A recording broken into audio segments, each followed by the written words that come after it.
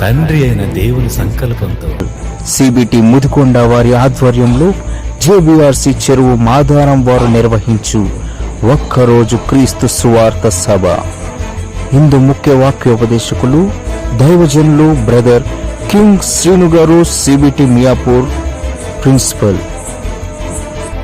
ఒక్క చెడు గాని, మనిషిని నాశనం చేసే మాట గాని, మనిషికి కీడు చేసే మాట గాని, ఒక్క మాట కూడా బైబిల్లో లేదండి. వాక్యోపదేశకులు బ్రదర్ కోటేశ్వరరావు గారు, సిబిటి వైస్ ప్రిన్సిపల్ ముదికొండ. తేదీలు డిసెంబర్ 2, 2025.